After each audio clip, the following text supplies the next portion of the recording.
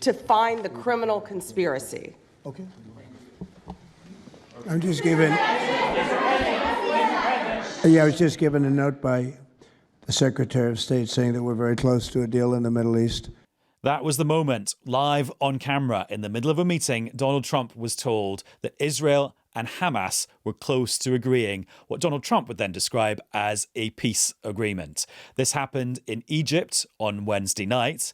And on this latest episode of the BBC's daily news podcast, Newscast, we will work out what the two sides have agreed to, how Israelis and Palestinians are feeling about it, what's going to happen in the next few days, the next few months, and maybe even the next few years as a result. So that's what you'll hear on this latest episode of Newscast. Hello, it's Adam in the Newscast studio, and we're going to focus on the momentous events around the Israel-Gaza conflict of the last 24 hours.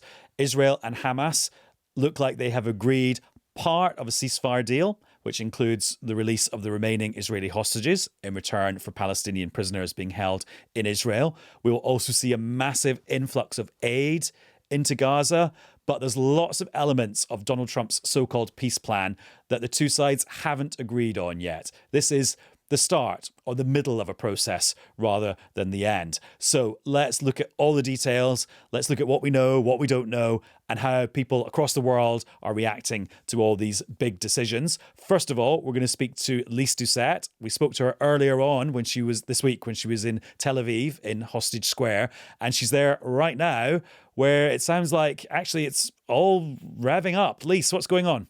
Hello, Adam. I join you tonight from Hostage Square, where the mood has been utterly transformed. Just two days ago, it was really somber.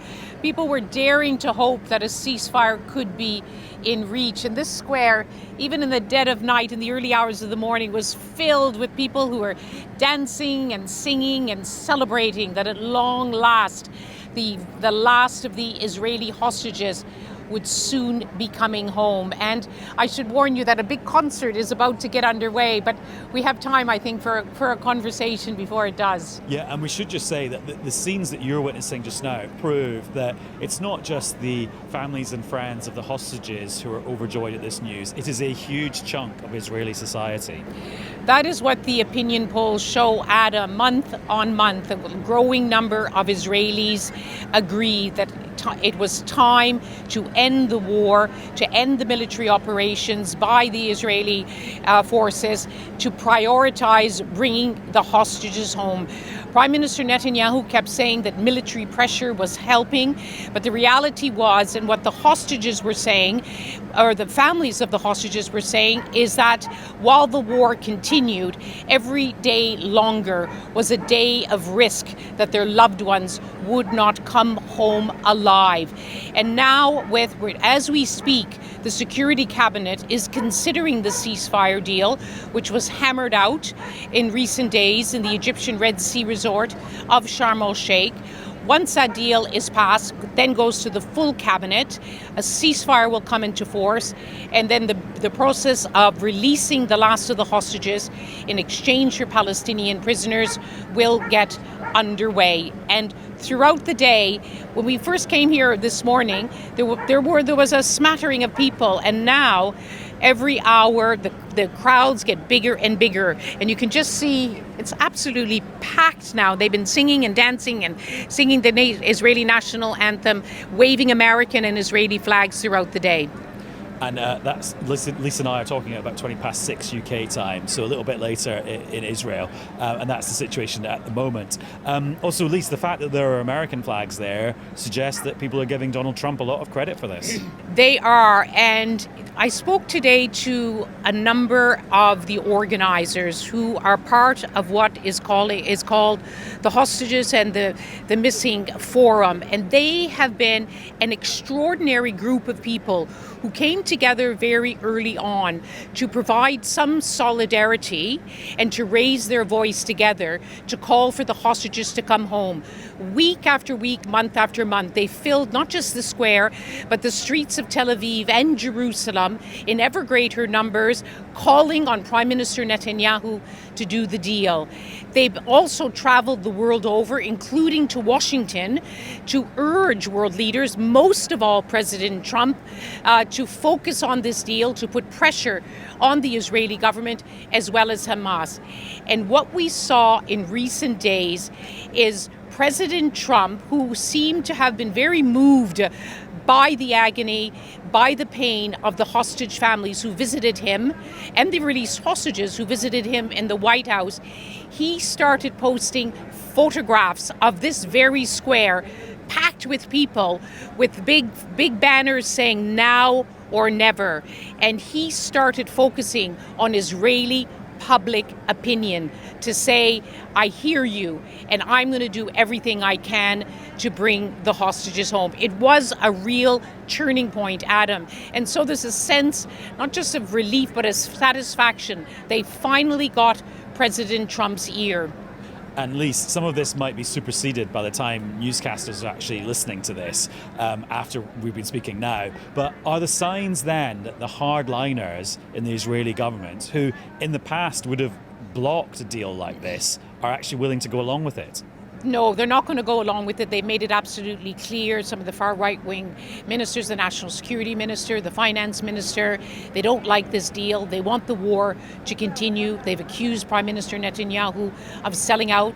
They say they will vote against it. But they're from what we see now, they're in a minority. And while there may be heated discussion, we expect that the deal will be approved by the Security Cabinet and then by the full cabinet. And if these ministers then pull out of the government, other politicians from other parties have made it clear to Prime Minister Netanyahu, and in fact some of them say they were asked by the White House whether they would provide a safety net for Prime Minister Netanyahu to keep his government alive if others pull out, and they said yes, we will do that. And Lyse, all the headlines are about what has been agreed. There's a bit less focus today on what has not been agreed, because of course this was originally one big package, and lots of parts of that package have not been agreed by both sides. Yes, and I suppose because I'm in Hostages Square, we're focusing on the Israeli celebration, and I think we should emphasize that there have been celebrations too in the Gaza Strip, that the people took to the streets, explosion of joy in the early hours of the morning in the dark, in the ruined streets, in the rubble. People were absolutely relieved that the war had stopped. They know that there is still so far to go before they can start rebuilding their lives. But just to know that the bombardments will stop, that they will no longer live every day as if it will be their last because of the very real threat, either from Israeli bombardment or from being caught in those crowds in Israeli gunfire as they go towards the food distribution centers of the Gaza Humanitarian Foundation. On both sides, on the side of Israel and Hamas, they have committed to follow their part of the deal. Israel to pull back to 53% of the Strip. Hamas has also agreed to release all of the hostages. But what we don't know there are still really, really difficult decisions to be taken. Those issues are still on the table. Will Hamas agree to disarm? Will they agree to go into exile? Who will run the Gaza Strip? Will Israel agree to pull back completely from the coastal enclave? And what about what was vaguely described in President Trump's 20-point plan as the political horizon for the Palestinians? For Palestinians, for many the world over, including in London, that means a Palestinian state. And that is something the Israeli government, most of all Prime Minister Netanyahu, have flatly rejected. But those are decisions for tomorrow. The emphasis now is on starting the first phase of this deal and then to keep the process going. There is a risk it could start unraveling, but huge international momentum is now behind it, and there will be many who will try to keep President Trump's focus on this deal, and they'll press home that point. We expect that he's going to travel to this region, from what we know now, visiting Israel, possibly also visiting in Egypt, and he will see the impact of his intervention, what an impact it has made on the ground. And I suppose, Lyse, we should remember, and I don't want to be a downer here, but there was a time where there was a ceasefire in place and hostages were being released and people were hopeful that this was an end to the conflict, and it wasn't.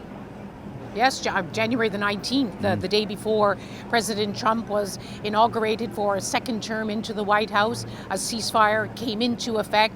There was cautious optimism. There was the same kind of celebrations. Some of the hostages came home.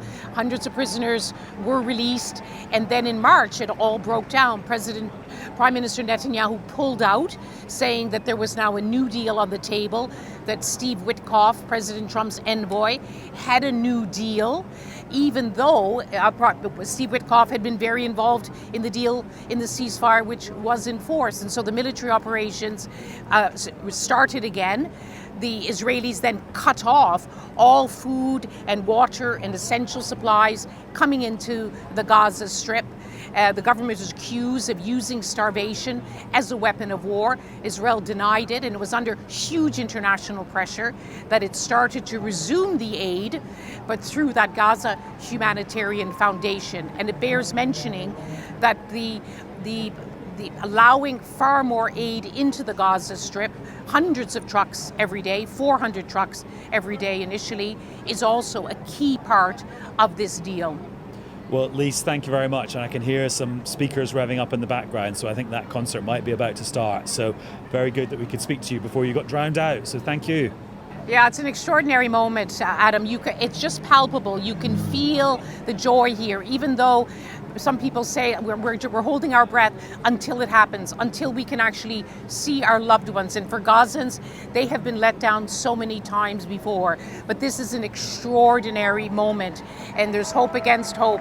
Listen to this, listen to the cheering now, that this time it will move forward and not back. Yeah, I can just pick that up even just in my little earpiece that I'm wearing in this studio to talk to you. Lyse, thank you so much.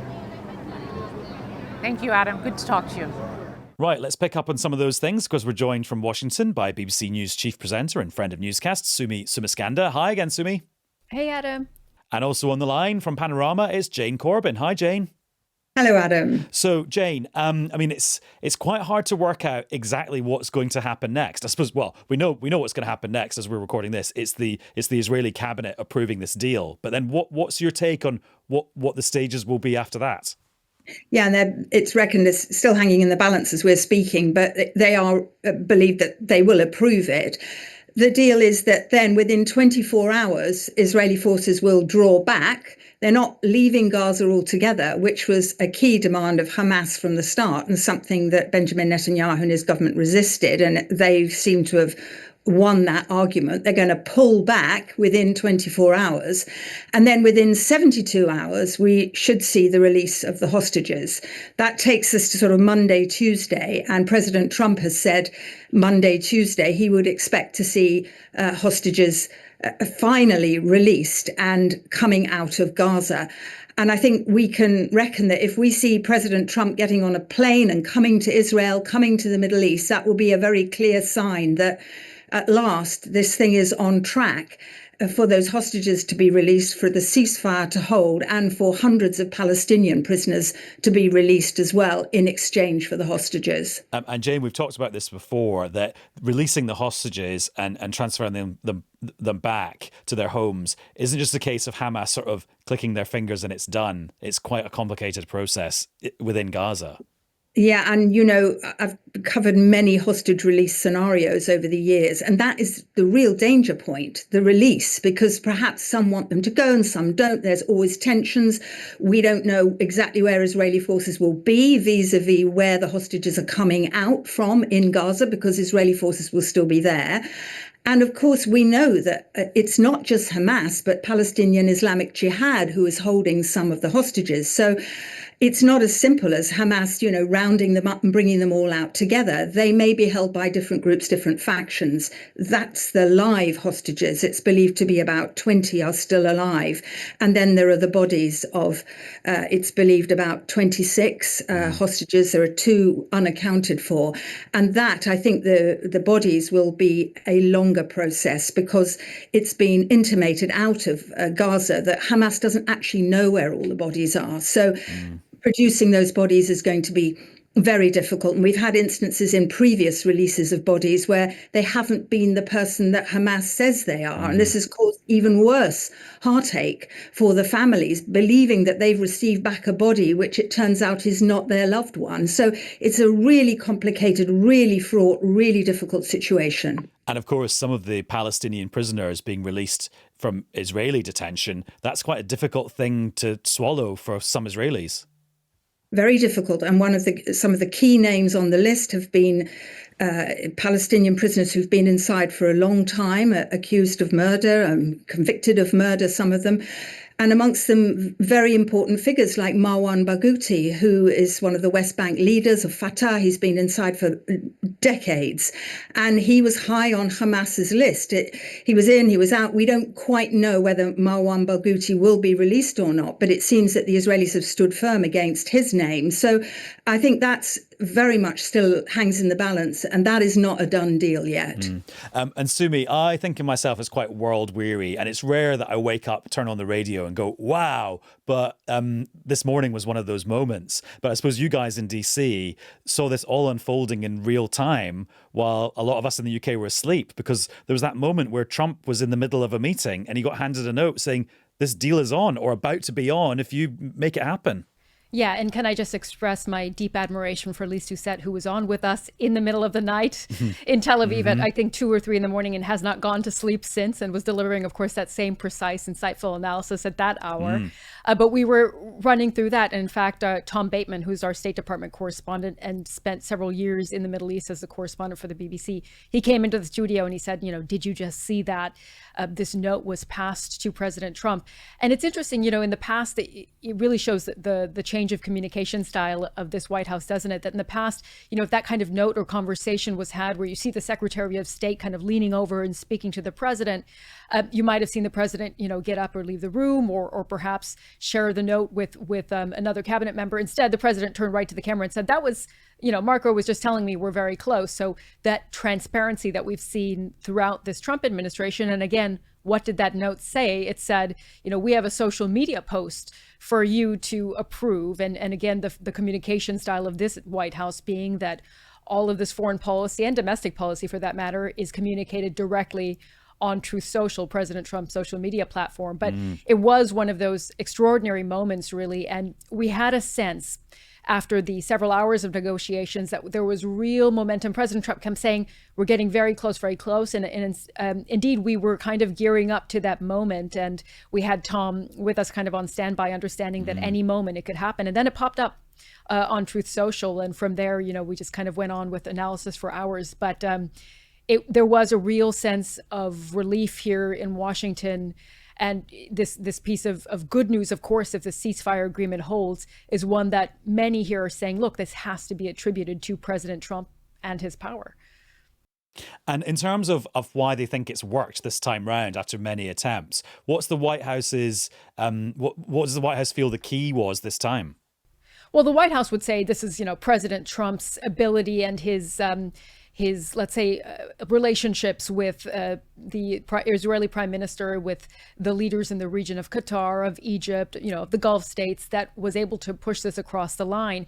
Many of the analysts I've been speaking to have said what has changed this time, and I know you were speaking with Lyse a little bit earlier about the ceasefire agreement that fell apart earlier this year, is the circumstances. There is really the sense, and our partners at CBS News have reported as well, that one of the real turning points was when the Israelis struck Doha, trying to attack Hamas leadership there, that really changed the equation for the Trump administration, for the president, who expressed real frustration with the Israelis.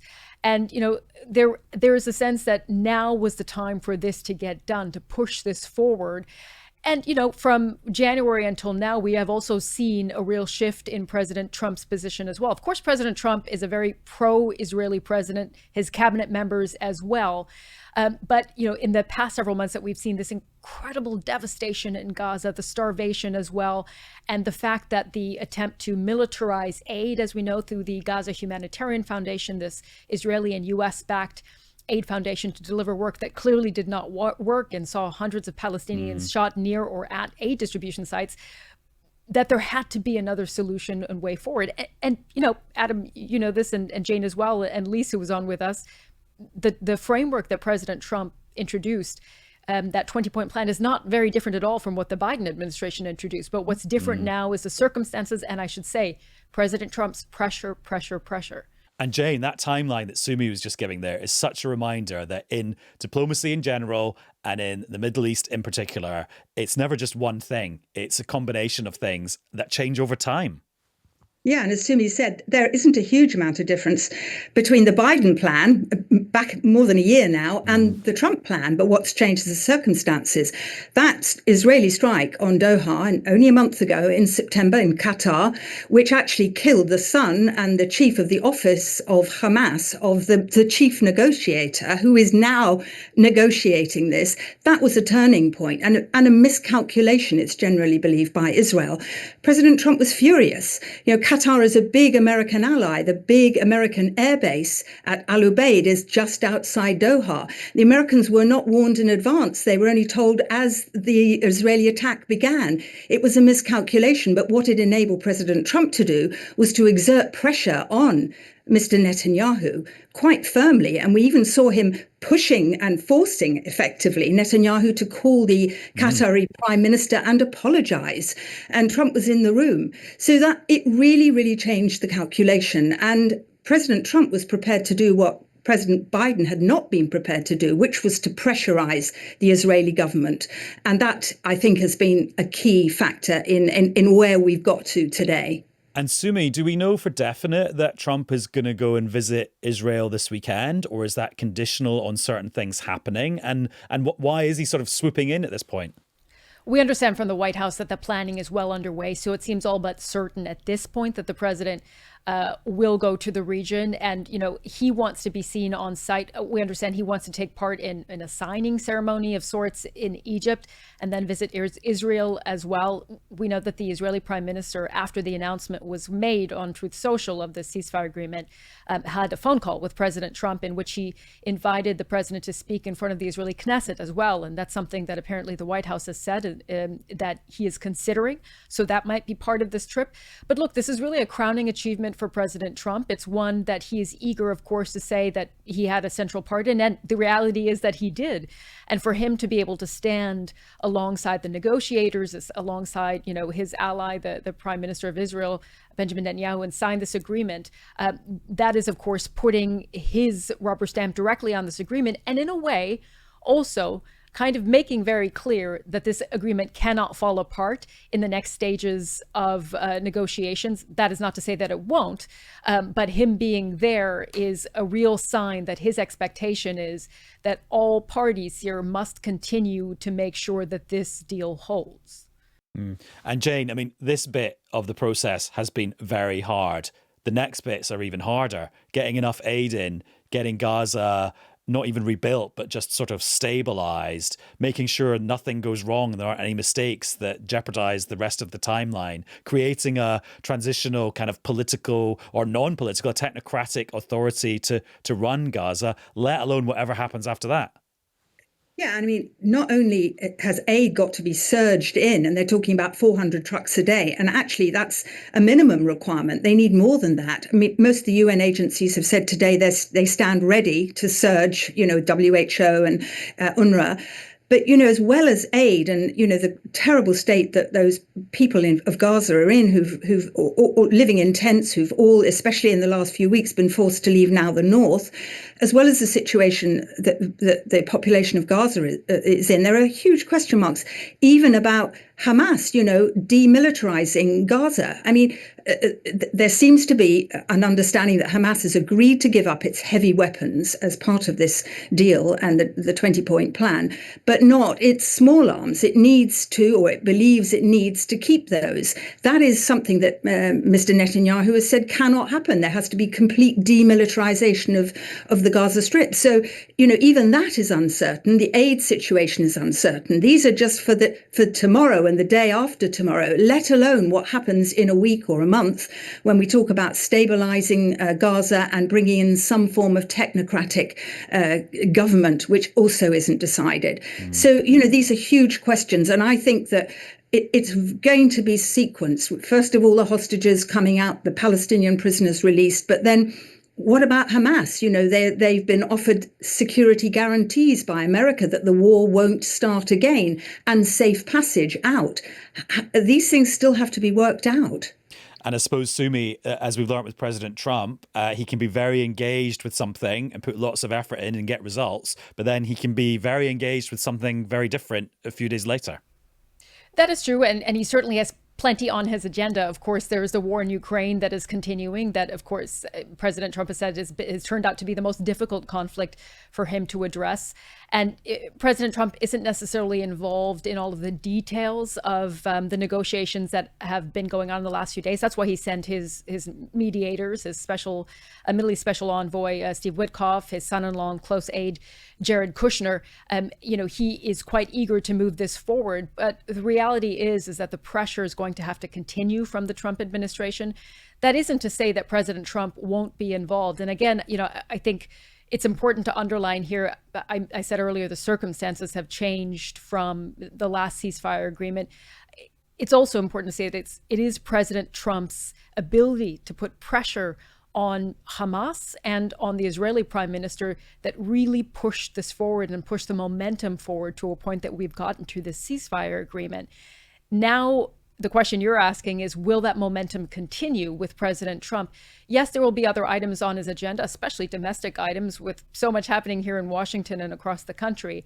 But you do get the sense that this is one where the administration is going to have to invest considerable time and resources for the negotiations in the coming days and weeks. We'll see how that is done. The special envoy, Steve Witkoff, has been deeply involved in negotiations on the war in Ukraine as well. So it might be that is what he moves to next. But for the time being, this is going to have to be, kind of the principal players of the Trump administration who brought it to this point will have to continue to stay on this. And Sumi, there's all these claims that the reason Donald Trump is so invested in this at this point is because we're about to have the announcement of who's going to win the Nobel Peace Prize this year and that he would like it to be him. What's a way of thinking about those claims and how seriously we should take them? Yeah, I mean, we have to say, of course, President Trump has made no secret about the fact that he believes he should win the Nobel Peace Prize. And we've seen a number of world leaders say, including the Israeli prime minister, that he should as well. And I was mentioning earlier that to someone that we saw the Ukrainian president, Zelensky, say, if the president is able to secure a ceasefire for Ukraine, I will go nominate him as well. Look, this is something that is important to the president. The timing, yes, we're going to see the announcement of the Nobel Peace Prize. Remember that the nominations for this year's prize actually closed much earlier in the year, so unlikely to be President Trump this year. But if this agreement holds and the ceasefire holds, and we actually do see a pathway towards, governance in Gaza that involves Palestinians, all of the things that this 20-point framework has in it, you would say that President Trump is certainly a contender for next year. And that's something that you have to say President Trump is interested in and cares about. So, yes, the timing is this week. It is also the week of October 7th and the October 7th anniversary. There are so many kind of pieces of symbolism to this week that I think we have to take into account. And Jane, this is a really hard question for you to end on, so I apologize for that. But it's just about helping us put this in perspective. And what I'm getting at is all through the last couple of weeks, I've been thinking, should we call this a peace agreement or is it like a ceasefire negotiation? And the BBC's kind of collective decision is that if we're reporting on somebody and they call this a peace agreement, we will attribute it to them and say, oh, President Trump called this his peace agreement. But we don't describe it as that. I'm just wondering, what should we be thinking of this as? Obviously, it's a big moment, but it's not it's not the end, is it? A ceasefire is not a peace agreement. It's not the end of a war, is it? I mean, look at Korea. Between the Koreas, there was a ceasefire. The Korean War was never actually officially ended. Here, we've got a situation where we have a ceasefire. We hope that's going to lead, progressively to peace. But I've been reporting on this area for 30 years, and it's always been a peace process. There's never been really a peace agreement. There have been accords along the way. Unfortunately, none of them has really stuck, although obviously the one between Egypt and Israel did, Camp David. But it's, I think, a process. It's a ceasefire and a process. And if we're going to call it a peace agreement, then we have to attribute it, because that is Donald Trump's description. But, following on from what Sumi said, if the next year things do progress, then it is a big, big achievement for President Trump. And, he would be, well, I think, in line to claim that he should have the Nobel Peace Prize. I've watched a whole string of US presidents fail to bring peace. President Clinton, President Obama, President Bush, two Bushes actually, President, and now we've got President Biden and now President Trump. So this is a battlefield on which presidential reputations have been destroyed, and presidents have expressed extreme frustration and walked away from it. So if President Trump can bring this about, whatever you want to call it, ceasefire for now, peace process, perhaps a peace agreement, then I think it will indeed be an enormous achievement. Right. Perfect place to end this episode. Jane, thank you very much. Thank you. Thanks, Adam. Thank you, Sumi. And Sumi, thank you too. Thanks for having me. Now for something completely different, because as part of Newscast's coverage of the party conference season, we're now going to hear the interview I recorded on Thursday morning with the leader of Plaid Cymru, the party of Wales. He is the former BBC journalist, Rhun Ap Iorwerth, and I spoke to him down the line from the BBC in Cardiff, his old office, in fact. Rhun, welcome back to Newscast. Good to be with you again. To my shame, I've never been to a Plaid conference, so can you just set the scene for what they're like for me? I mean, I enjoy conference. It's an opportunity to do the politics and to share policy and to share ideas and to share vision. It's also an important opportunity for you to come together as party activists and people who want to put that vision into action and to pick up ideas, how things going in your patch, how things going in yours, and so on. So, I mean, they're always a positive affair, but I think it's fair to say that there is more expectation and hope and a real sense of opportunity going to be felt in Swansea this weekend. Well, yeah, because the UK-wide party conferences, which have come to an end, have felt a bit kind of, oh, well, there's a long way to an election, so what happens here is of limited importance. But actually, for you guys, the Senate elections are a few months away. It's next May. Yeah, party conference seasons do go in phases. I remember as a journalist, I think I covered 5 party conferences in 1 year once. And certainly when they are after a UK general election, the UK conferences, there's a feeling perhaps of rebuilding or consolidating. But it is very much the opposite here in the Welsh political cycle. Here we are 7 months away-ish from what is set up to be a historic Welsh general election in May next year, with an opportunity for change of the kind that we've never seen in Welsh politics before. So this is very much on the up. And for a party that currently is leading the opinion polls, you would expect there to be a rolling up of sleeves and preparing for that sort of last big push up to May next year. Yeah, and the reason it seems so historic is because Labour, who historically have dominated Welsh politics, have been slipping further and further down the polls, and you in Reform have been going up and up and up. What do you think is driving that? I think there are a host of issues coming together here. We could see the signs of growth in Plaid Cymru before the last general election. We had the best ever UK general election result in the history of Plaid Cymru last year, which set us up for where we are now. But of course, Labour came in with something of a whimper, and Keir Starmer, though with that huge majority, then progressed to implementing things or not implementing things which seemed to run contrary to expected values of the Labour Party. And that has been picked up on very much by what have been loyal Labour supporters in Wales. There's huge disappointment there. At the same time, there was a Welsh Labour government in Welsh government, tired after 26 years running Welsh government, and failing time and time again to stand up to Keir Starmer to say stop. Don't take it out on the most vulnerable in society. Take some progressive steps, and also on issues like fair funding for Wales and rail funding for Wales, where we needed to be taking a stand as a country. Labour in Wales chose loyalty to their party bosses in London over the well-being of the people of Wales. Then you have things like Port Talbot and the steelworks and the fact that Labour let people down, all come together with a positive feeling towards Plaid Cymru. And we're seeing this major shift in politics, coupled, of course, with the global phenomenon that is the growth of the populist right, and Wales is no exception to that. But we can stop that in Wales. Well, and what do you think it is about Wales that so many people are flocking to reform? What kind of people with what sort of lives are thinking reform is the answer? Well, to be honest with you, I think the pattern in Wales is very similar to the global pattern in many respects. Reform isn't special, and if it wasn't reform, it would be somebody else. But we're seeing it everywhere, from the United States to European countries to South America and so on. This is a global phenomenon that those of us on the progressive side of politics have to take a stand against and show that there's a real alternative. So all we have in Wales is the example of that happening here too.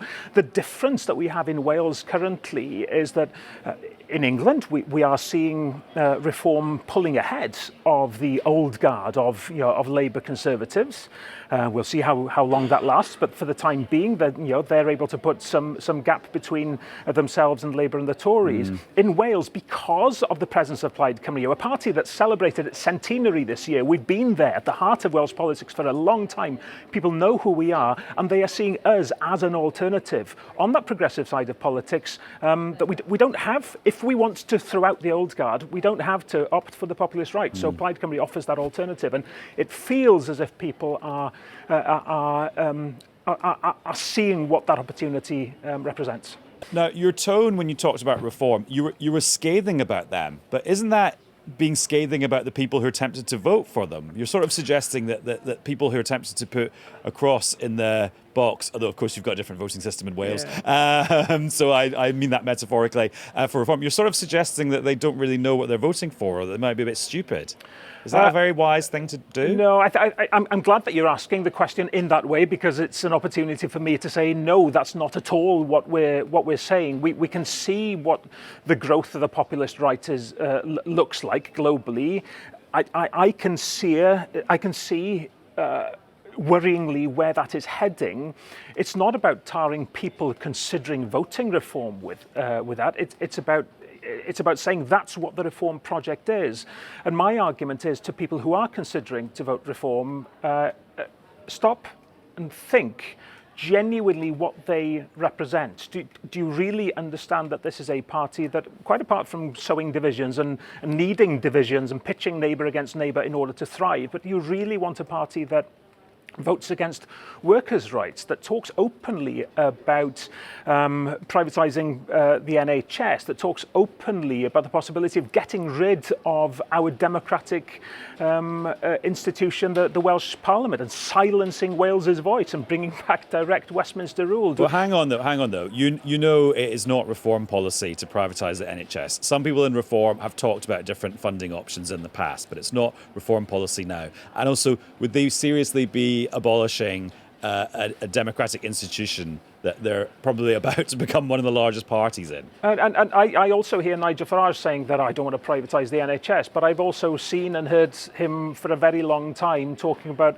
the benefits of introducing an insurance-based health system. That's what they've got in America, where people are unable to afford healthcare and suffer the consequences of that. And it's always the vulnerable who pay the price for that. So we have to be very, very aware of what their trajectory is. These are the new ultra-conservatives now, the conservative establishment under Nigel Farage. And on a party that wants to get rid of the 2-child benefit cap? this is a party that will say whatever it thinks is the expedient thing to say. I think that's our experience from reform, and that's also true on the question of the future of the Senedd. And Nigel Farage has decided that it's politically expedient, because Wales supports having a national democratic voice, to say we'll keep it. But their most senior politician in Wales, who is a member of the Senedd, didn't win a seat as reform, but came over from the Conservatives to reform, has openly said that we should think about getting rid of the Senedd. That is their most senior member in Wales. Now, I'll just listen to what I hear from them and reflect on that, and that's all I'm asking the people of Wales to do too. Now, this interview is turning into a Keir Starmer conference speech where we spend 90% of it talking about reform rather than your party. So let's reverse that now. Tell me a bit more about the Plaid platform for this next election. I mean, when will we see your full manifesto, for example? Yeah, and I'll make the point that I started by talking about Plaid Cymru's vision and what we're going to be discussing at the conference this weekend. True. Fair enough. Hold my hands up. That's really important. Hold my hands up. And I think we, as I say, have a historic opportunity to embrace a different way of running Wales, a party that is focused on Wales's interests and isn't split between loyalty to the people of Wales and a party in London. So we can focus on putting together a manifesto, which will be out in early next year. But of course, the work that's being done for that manifesto is well into maturity. We've talked about a number of the policies that we will be putting into place, getting to grips with child poverty in Wales, something that Labour has singularly failed to do, getting rid of their targets on child poverty. We will introduce a pilot for a direct payment to bring people out of poverty in the way that Scotland have done so successfully. We have talked about a new impetus for the economy and creating jobs, dispersing prosperity around Wales through the creation of a new development agency for Wales. We have talked about our plans for the health service and the need to cut the waiting times that have grown so much over the years under Labour. We will attack those waiting lists now, bring it down, and then transfer to a new era of preventative health in Wales. So the whole policy agenda is mature, but there's a theme around it too, and that theme is of always putting front and centre what's in the interest of the people of Wales. And it does include, of course, a government led by Plaid Cymru putting pressure on UK government to take action on fair funding, on funding railways in Wales as they should, in a way that Labour has failed to do. When you talk about your child poverty plans, which are very ambitious, would your government actually have the current powers to deliver them, or would you have to seek some extra powers from Westminster? Well, both of those. We have powers to find a way of doing it. Now, Scotland have more powers than Wales when it comes to welfare. We don't have those powers, and we make the case to Westminster to give us those powers. What we've done is to find a roundabout way so that we're able to do this in a slightly more complex way, but that hopefully reaches the same aim. But it makes the case, doesn't it, on why we need to find those easier pathways to implementing a payment such as that. I've asked the Labour First Minister for Wales, for example, if she would put pressure on the UK Treasury not to put blocks in the way of us introducing this direct child payment. She hasn't answered that, but it makes the case that we do need to see UK government facilitating this, and surely we wouldn't get a Labour Treasury blocking a direct payment to help some of the poorest people in our communities. If you had more powers to raise taxes in Wales, would you use them?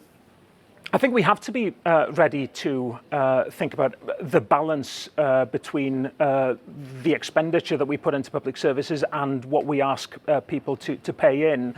You asked the question in the right way, because we do have some powers over taxation, but we don't have the kind of nuanced, flexible powers that would allow us to use them. For example, to lower tax for lowest income people. We're very clear that we're supportive of a wealth tax, for example. We want to lessen the burden on the people who can least afford it. But currently we don't have the kind of tools that they have in Scotland, for example, What would your wealth tax look like? System. What would your wealth tax look like? Well, We've suggested a 2% tax on wealth of over £10 million.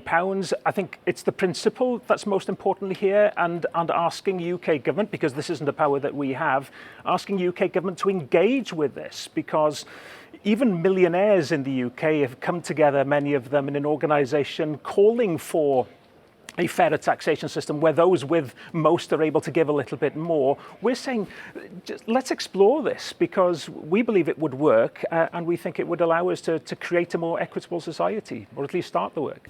Now, this is more like your old job of being a political correspondent in Wales. So hopefully you'll be fine with that. The electoral system in Wales is changing next time round, which I think lots of people aren't aware of outside Wales. What does that mean just in theory for how the election goes? Well, there is a real significance to it. And what it means in theory is that change becomes more possible. There's never been a majority in the history of devolution in Wales, but Labour have had somewhat of an inbuilt bias in the system that we've had, in that there were 40 first past the post seats, Westminster-style elections, the bulk of those in the post-industrial South Wales valleys, and Labour has been able to maintain a significant number of those for the first quarter of a century of devolution, which has enabled them to get at or around half the seats, and they've been able to lead government.